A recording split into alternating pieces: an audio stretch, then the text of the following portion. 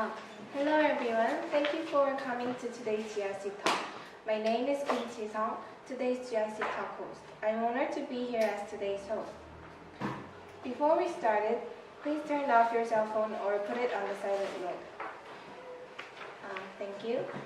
And now let me introduce you to Billie Pritchett, today's GIC talk speaker.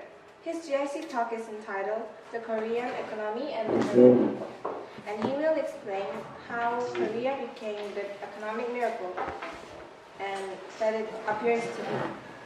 When you first arrived, you should have received a piece of paper. You are welcome to write down your question on it. Then Billie Pritchett will answer your question during the Q&A time. So, led by one of our English speaker GIC talk volunteers. Now, without any further hesitation, please let us welcome today's GIC talk speaker, Billie Pritchett, with a big round of applause.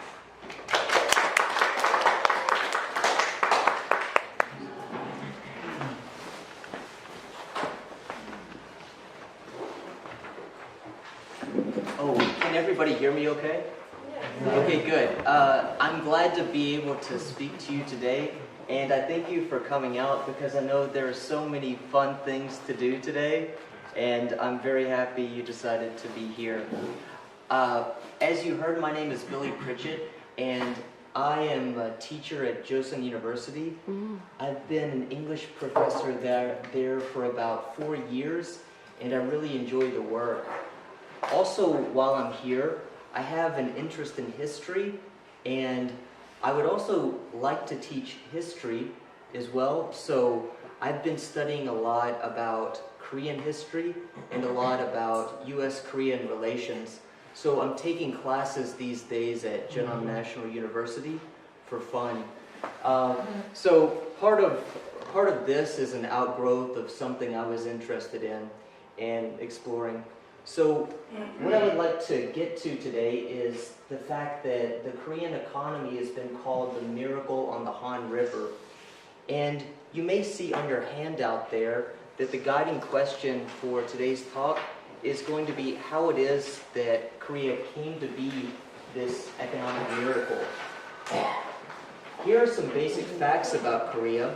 The Korean GDP has grown from $2.75 billion in 1962, then to $230 some odd billion in 1989, and then to $1.13 trillion in 2012.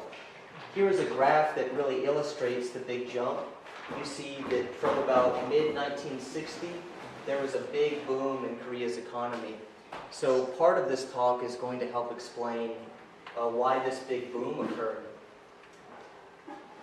Something else that's important to talk about is the lives of Korean citizens and how the economic livelihood has gotten better as the economy has grown. So here are some basic facts about Korea as it stands today. Korea has performed well on a number of measures on the OECD's Better Life Index. Now, the OECD is the organization of the wealthy countries, of which Korea is one of them, and they're economic partners. And this is a measure of how well Korea is doing. So you'll see that Korea is above average in civic engagement, which means that the level of participation in democracy is a lot higher than in other countries, even very well-developed countries. Also, you'll see that jobs and earnings are higher than average, so is education and skills, and personal security. People in general feel safe in Korea as compared to even other developed countries. Now, this is a more difficult graph to see, but Korea's high level of democratic participation, it far outperforms the United States. So here's the United States among the OECD countries, and then here is Korea. Also, voter turnout was very good in the recent election. So 76% of people turned out to vote during the recent elections, and the OECD average is about 68%. 64% of people aged 15 to 65 have a paid job in Korea, and the OECD average is 65%. And among those job holders, 75% are men and 54% are women. 82% of adults aged 25 to 64 have completed upper secondary education, so they have their master's degree and on up, and the OECD average is 75%. Another great thing, you always hear about Korean students. Korean students are above average in reading, literacy, math, and science. So what I want to do is use this information about what we know about Korea today to try to answer, how did Korea come to be the economic miracle it appears to be? So here is a lovely picture of Seoul. And here is my basic conclusion, which I'll try to give you reasons for, and it's that the way that Korea has come to be the miracle on the Han is that it's grown its economy through being a learning economy and also through government regulation. And as for improving the well-being of its citizens, well, that has improved by, over time, especially since the 1980s, late 1980s, the country has been far more responsive to its citizens over time, hence the greater democracy in Korea. By the way, this is not in the talk, but I'll just make a quick mention of this. Of course, we just passed the May 18th anniversary, and if it weren't for that pivotal event, you probably wouldn't have seen the June 1987 uprising and then all of the other major events. We will discuss some of them a little bit later. So here's going to be the basic format of the talk. First, I'll give you an interpretation of Korea's economic growth, and then I'll tell you about the relationship between Korea's economy, the social policies, and the people.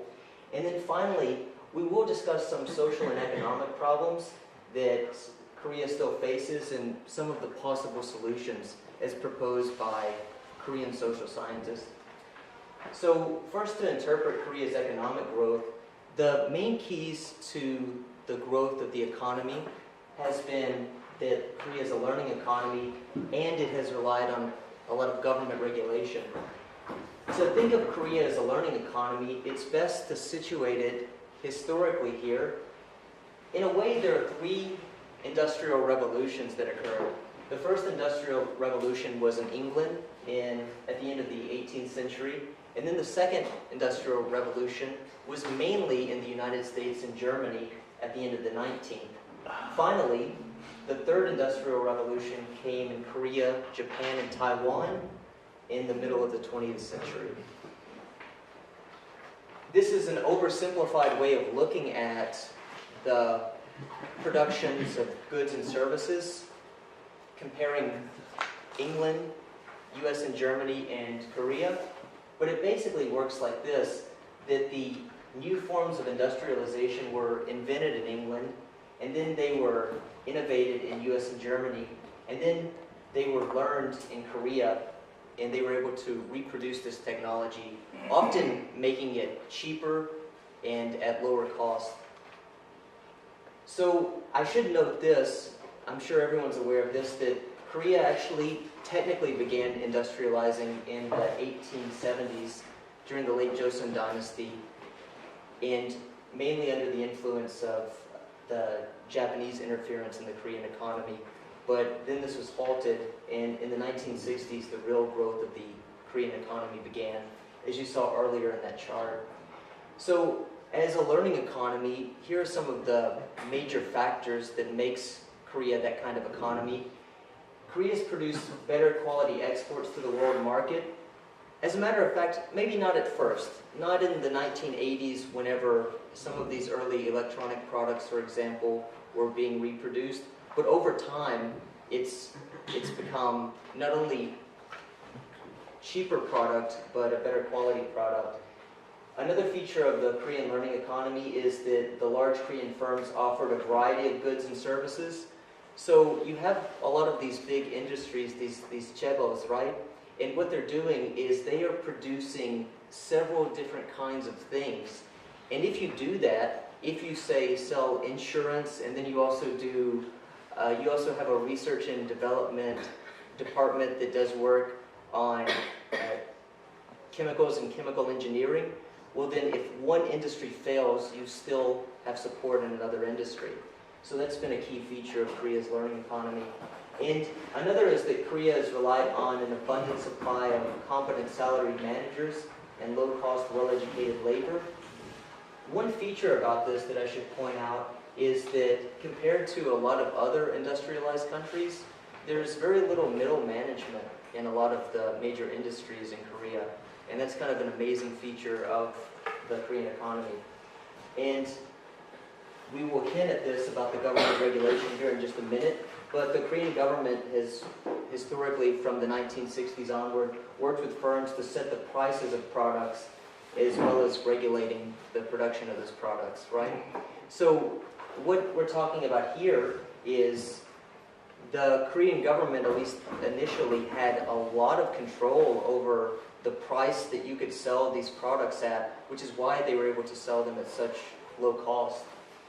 So Korea learned first how to copy other technologies on the world market, and then over time to improve them and sell them as exports. And Korea is mainly known throughout the world as an export economy. As for who Korea exports to, it's mainly to China. You'll see that about 25% go to China, and to the US it's about 12%.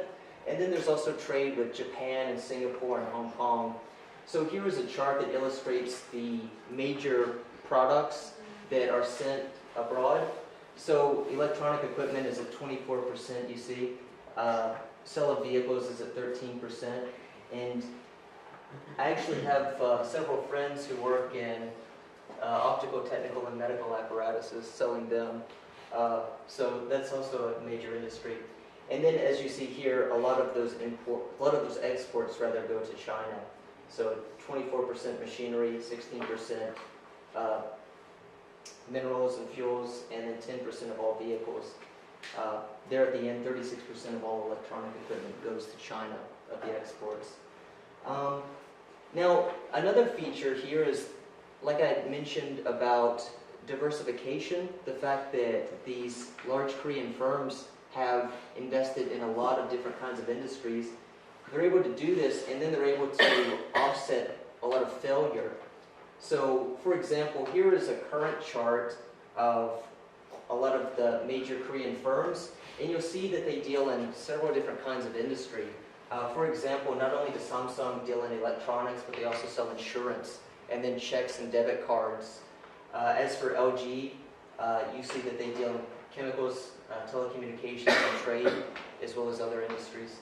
So this is a key feature of Korea's economy, this diversification. So if one industry fails, the entire firm doesn't fall. Another feature is that Korea practically had and still does have an unlimited supply of labor, much of which is well educated, and they work with very few layers of management. And what management there is works closely with the ground floor of operations. I have some examples of this. So, for example, the companies POSCO and also Hyundai, they're examples of industries where the management's really responsive to the ground floor workers, because if there's an immediate problem in production, the management can find out very quickly what's happening there on the ground floor, and then they have to modify the industry. Another feature here, we talked about government regulation. Korea did regulate each major firm and initially fixed the prices to help compete with the world market, so they could keep the prices as low as possible. For example, in the 1960s is when this began. Even though Korea's cotton spinning and weaving industries were already employing low-wage workers, the cost of production, they couldn't get it low enough. They couldn't actually set the price low enough to compete, so the government actually subsidized the industries. So not only did they fix the price at a low price, they also were paying the cotton industry to produce that. And these sorts of interesting features of the Korean economy is what helped it grow initially. Also, as Korea has expanded from the 1960s to about 1895, the Korean government gave loans to select firms at negative interest rates. So we'll pay you to produce these things, even though the government had set the fixed interest rates from 65 to 72.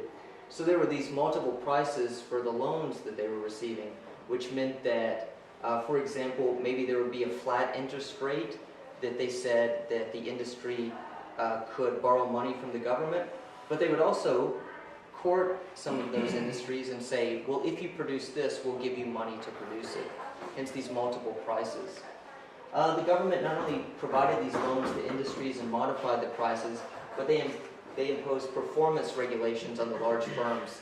So not only what you're seeing here, it's not only government regulation and it's not only price fixing, but there were certain guidelines that the industries would have to follow as a result of getting this help from the government. So each large Korean firm had to do the following for the Korean government and for the economy if they received government loans. So they had to export a certain amount of products that was fixed. They had to sell products at fixed prices, at the government fixed prices. They had to expand the industries only within agreed boundaries. So they were also told who they could or could not do business with or export. And they had to keep the profits within Korea. This was punishable by law if any of the major CEOs tried to send money to offshore accounts or anything like that. There was this big push to keep the money made from the industries within Korea, even a CEO's own salary or COO's own salary. And they had to pay their required share of taxes. Any large firm which didn't operate within these government guidelines, they could lose funding. And it was a big fear of these large firms because the government had control of the banking system, at least from the mid-1960s. But not recently, not after the IMF crisis, which we'll talk about in a minute.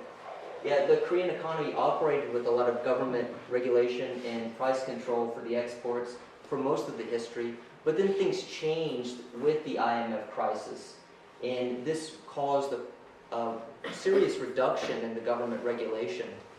So I think it's well worth talking about the IMF crisis and what bearing it has on the Korean economy. It was the moment when these large Korean firms just defaulted on huge amounts of debt, and this almost bankrupted totally the Korean economy. So the Korean government had to take out a loan from the International Monetary Fund, and you see the loan amount. It was $19.5 billion.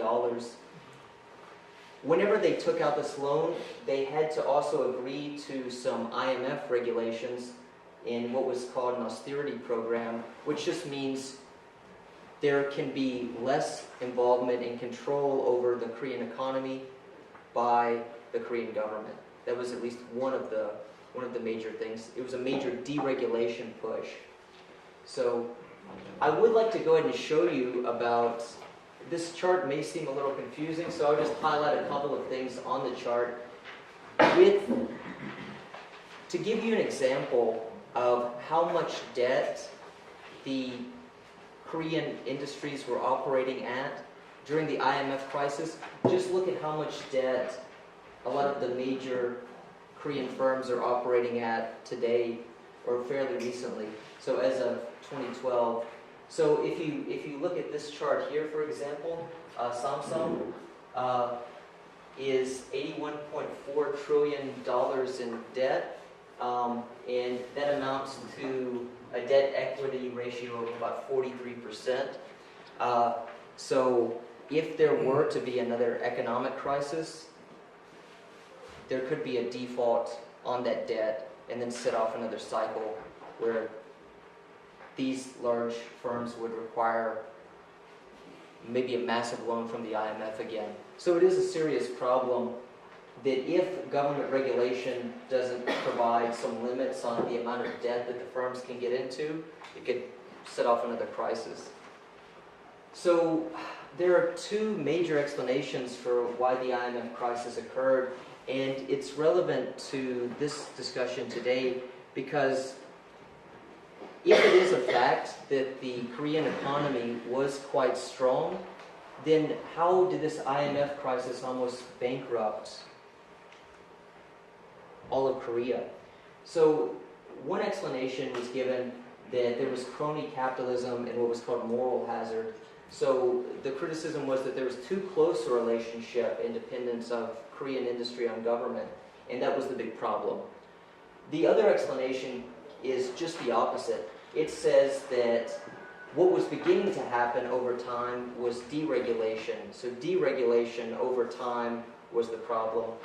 And the answer lies partially, not exactly in the middle, but yeah, there's some truth to both explanations. So we'll try to tease out what those are. Since the 1960s, there has been a tight relationship between government and business. There's no doubt about that. So the first explanation fails to tell why the collapse would occur in 96 to 97. So going back to this, if the explanation that the IMF crisis occurred was because of the tight relationship between government and the firms, why of all times would it have occurred in 96, 97? And banks frequently were making excessive loans during the periods of growth. As you saw, the debt-equity ratio just a moment ago that still operates today. So that happens the world over whenever there's a big economic success. So if that's the case, I don't think that it exactly explains that the excessive lending was necessarily the cause of the IMF crisis. So maybe for an explanation, even though deregulation, for explanation 2, it did lead to riskier borrowing and investment on behalf of the major firms. As in that explanation, the success of economic growth through exports had always been subject to these booms and busts ever since Korea became dependent on the world economy. One of the features about being an export economy is that whenever the rest of the world is going through different economic cycles, you're dependent on that, because if you need to sell a product, maybe people don't want to buy the product if their country is having economic troubles. This is a maybe confusing graph, so the only thing that I just want to highlight here is that there were several economic cycles prior to the IMF crisis that were being observed throughout the span of Korea. So in 1972 there was a low point, and then in 74 it went up, in 75 it went down. And you begin to see these different cycles occur all the way up until the IMF crisis of 96, 97. Now, it's not a full explanation for why it occurred, but it just so happened that another economic downturn occurred in Korea in 96, 97 at a point when the major firms were in such debt that they were not going to be able to pay that back. So the default on those loans, coupled with an economic downturn, made for the economic, almost economic collapse in Korea if it weren't for the loans that they received from the IMF. I should mention that for this explanation that I've given about the Korean economy, I've mentioned that Korea is a learning economy, and Korea's government regulation have helped Korea grow. But government regulation and competing in the world economy as a learning economy, it can't be a foolproof method to save the Korean economy or any economy from economic depression. But regulation and the aspect of Korea as a learning economy, they are necessary features of continuing to maintain that strong Korean economy. So I would like to talk to you about relating these economic issues to social policies in Korea. So Korean people have been able to enjoy a good quality of life, mainly because of pressures from democratic movements, student movements, and labor movements on the social policy. And then also occasionally, whenever the government sees that they could adopt a new social policy that will be helpful to the economy. So since the 1960s, the Korean government's provided various forms of social assistance, social insurance, and social services. And regarding those, this is a confusing graph, so you can just refer to it on the chart there. I won't bother to show you the detailed social services that are provided, but I will just note about those social services that the majority of Korea's social security has been in the form of social insurance. That's the key feature to draw from that graph, and it's mainly through the workplace. So the major form of insurance that people will have is through their jobs, and also unemployment benefits and pensions through the jobs. Here are a couple of major pushes that occurred, though, and these pushes mainly occurred because there was enough of a democratic effort to fight for these new forms of social policy, which helped improve the economic livelihood of people. So one of those major things was the Livelihood Protection Act, and it's one form of social insurance. It's now known as the National Basic Living Security System, and you'll see that here, I have that listed here under point 2.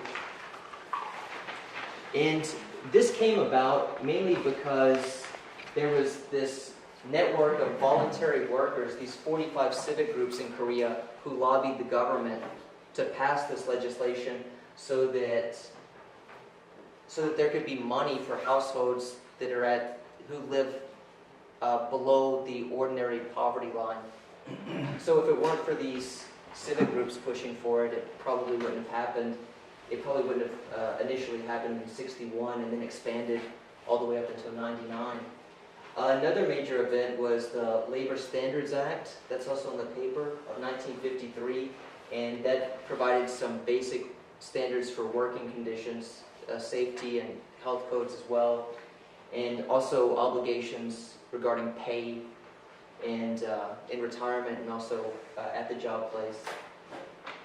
And there's the National Basic Livelihood Security Act of 1999. This was formed because of lobbying from 64 major voluntary associations, and it's a welfare to work program that exists in Korea. And we have to mention, I just mentioned in passing about the Gwangju uprising on May 18th, and another pivotal thing was the June 1987 uprising, because you begin to see a lot of changes after the 1987 uprising and social policy that would help the ordinary economic lives of people. So it was a major national movement for democracy in Korea, and it's sometimes called the re-democratization of Korea, this new period of the Korean government. And it's surprising for the fact that it had so much popular support. It's been considered an extension of the March 1st movement and also the May 18th, the 1980 Gwangju uprising. And it was in response, of course, to Chun Doo-hwan's appointing No Tae-woo as his successor. After these new pressures towards social democracy that occurred, oh, and by the way, just to highlight here, there were over 1 million people involved in the June 1987 uprising, but this is a chart that's listing all sorts of protests and mass movements that were occurring all throughout 1987 in Korea. So one of the things that you see on this graph, and it's really confusing, but it's very evident here that the 87 uprising occurs, and then 1988 is the beginning for these new social welfare reforms. And they continue all the way down until the present day. The central claim remains that when the Korean government receives enough pressure from some of these very grassroots democratic movements, that the government will change the kinds of policies that it offers, and also the ordinary well-being of the Korean lives will improve. So I would like to talk about some of the social and economic problems that Korea faces today, and then maybe some of the ways that those could be remedied, some solutions that have been offered within Korea. So although I mentioned that Korea is above average in the level of democracy, in democratic participation, in jobs and earnings, and education and skills, and so on, it is listed compared to the other OECD countries as below average in subjective well-being, social connections, work-life balance. So these are other issues that you read a lot about in the newspapers today. Not all the social problems are economic problems, but in many cases they can be tied to economic problems. So for example, suicide is a major problem these days, and it's the leading cause of death among teens and young people in Korea. over 60% age 13 to 24. And the major reason why they